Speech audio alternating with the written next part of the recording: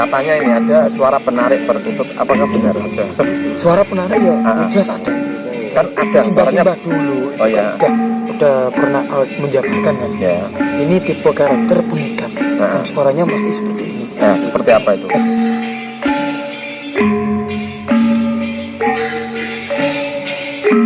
Apakah mikat perkutut itu gampang atau susah? Dibilang gampang ya, gampang. Dibilang susah ya susah. Oh gitu.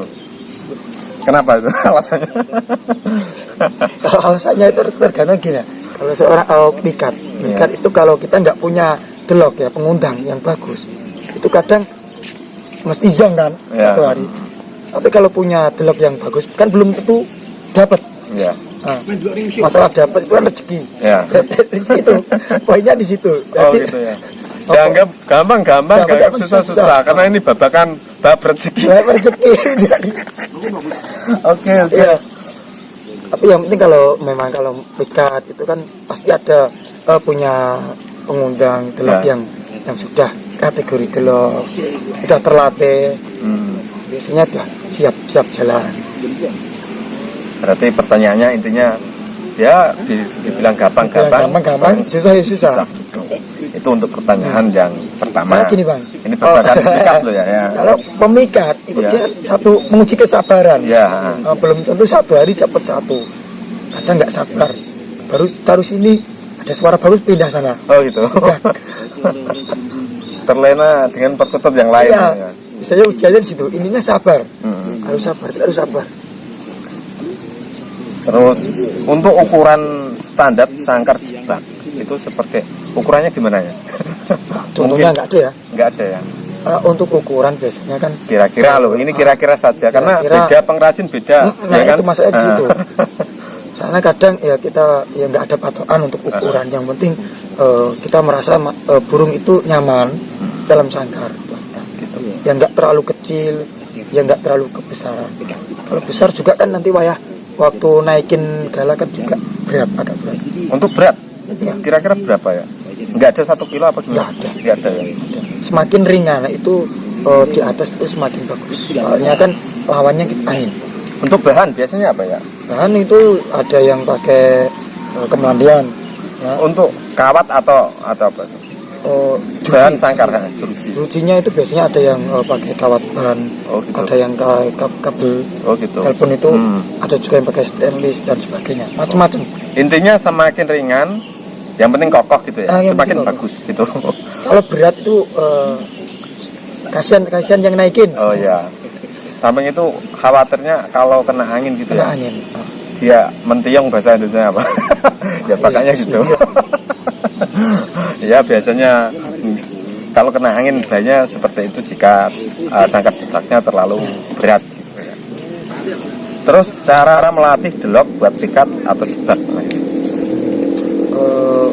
Jadi gini, saya juga kan pemula. Ya. Masih tahap belajar. Ya. Kalau saya pribadi itu kita biasakan di sangkar yang kecil. Ya. Untuk melatih agar semakin jinak. Nanti kita sering ajak main, ditaruh di pohon. Kalau udah mulai manggung lah, setelah manggung, kita sekali-sekali kita ajak ke strek bebas ke alam, jalan-jalan. Berarti jalan-jalan? Iya, langsung kita pakai aja. Gitu. Kalau kita udah positif, burung ini udah siap untuk diajak ikat, kita berburu. Kita bisa ajak jalan. Biasanya kan kalau awal itu gelabak gitu, gimana itu? Semua. Oh gitu. Berarti dilatih di sangkar itu ya? Dilatih di sangkar dulu, biar dia itu agak nggak terlalu gelabak lah. Oh gitu. Biar agak jinak. Biar terbiasa gitu. Terbiasa ya? Di sangkar yang kecil. Nanti sering kita pindah-pindah tempat, ya. Misalnya di pohon mana, di rumah pun kita biasakan di yang ada daun-daunnya. Oh. Karena kan kita biasa pakai strek di alam. Biasanya berapa bulan ya? Tidak tentu. Tergantung perkututnya ya. Karakter perkutut ya. Kalau saya pribadi ya. Dari 0 itu 1 tahun lebih. Ya. Yang punya tengok pertama saya itu 1 tahun lebih. Itu pun hanya mungkin kalau dihitung poin hitungan berapa aja, nggak sampai puluhan. Oh iya. Itu untuk cara melatih yang penting dilatih, terus gimana tadi? Dilatih jalan-jalan lah ya. Dilatih jalan, Biar terbiasa di sangkar. Paling enggak ya pertama ya gacor. Ini Manggung gacor juga. Baru kan ya dari karakter burung pikat itu kan ada sendiri. Oh yang ini jenis-jenisnya pemikat, dan suaranya seperti ini. Oke. Harus pinter-pinter milih lah. Terus selanjutnya itu suara delok yang biasanya cepat dapat, tipe suaranya bagaimana? Nah ini Ini sesuai pengalaman loh ya. Ini nanti ya kapan-kapan beda narasumber lah. soalnya kan gini ya, soalnya setiap omega dia punya telok itu mesti kan beda-beda sih. Iya. Tapi kalau punya saya kan suaranya besar. Ya. Ya, setiap main juga alhamdulillah ya sering dapat. Ya. Ya, suara kecil juga begitu. Oh gitu. Jadi tergantung kita. Ah, Kita mantepnya ini mantep buat tengok. oh gitu. Kita pakai kok jalan dan seterusnya bisa poin-poin.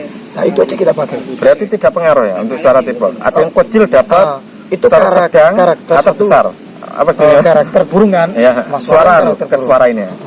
Kalau untuk pemikatnya sendiri, jokinya lah istilahnya joki. Itu dia tergantung. Oh saya suka suara yang kecil. Karena suara kecil kadang itu hasilnya itu lebih cepat. Oh gitu. Ada yang bilang seperti itu. Oh iya iya. Tapi ada juga yang enak suara besar. Saya kejauhan. Oh gitu. Berarti tergantung orangnya yang kalau dapat dan tidaknya itu relatif gitu. Relatif. Gimana ya? Yang dapat itu adalah Kecil bisa dapat, sedang bisa dapat, Ya. besar bisa dapat gitu ya. Ya seperti itu. Oh gitu. Itu untuk suara ya. Untuk suara itu ya ada yang suka karakter yang kecil, ada yang sedang, ada yang besar. Oh gitu. Katanya ini ada suara penarik perkutut. Apakah benar ada? Suara penarik ya, ya jelas ada. Kan ada suaranya. Simbah-simbah dulu itu Oh, ya. kan udah pernah menjabarkan kan. Ya. Ini tipe karakter pemikat dan suaranya pasti seperti ini. Ya, seperti apa itu? Nah, saya kan pemula. Oh gitu. Jadi Ya belum nanti masih belajar, tahap belajar ya. Intinya ada suara Ada. nanti ya ada yang kalau kemarin-kemarin ada yang bilang kristal tembus, ada yang seperti itu. Cuma mungkin teman-teman lihat playlist bisa dicek.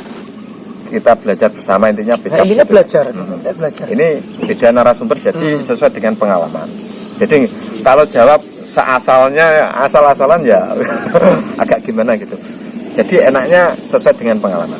Terus gini, menurut Mas Kajiroko itu perkutut delok yang bagus, ciri-ciri seperti apa? Kalau ciri-cirinya kalau saya pribadi Ya, pengalaman saya pribadi itu saya itu punya yang ini yang paruhnya agak pendek. Paruh agak pendek. Terus dadanya yang agak kecoklatan. Dada coklat, Terus kita pakai yang suara yang agak kecil. suara Jadi kecil. tapi yang kristal. Ya kristal lah. Gini, kita perincikan lagi spesifik untuk ciri fisik dulu aja. Ciri fisik, Nah, ciri fisik kita pakai paruhnya yang agak pendek. terus Terus yang warna dada warna dadanya agak kecoklatan itu. coklat, Coklat gitu. Gelap lah, ingat gelap, gelap. Terus kita pakai apa itu? Kuku ya.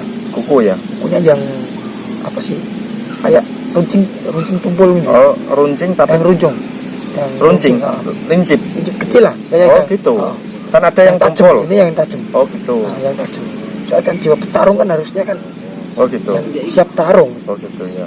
Berarti untuk kuku itu lancip gitu ya, runcing gitu ya. Kan ada yang tumpul. Ada yang tumpul, terus ada juga yang panjang kan. Kita pakai yang pendek tapi yang agak runcing. Runcing. Itu untuk ciri fisik. Ciri fisik.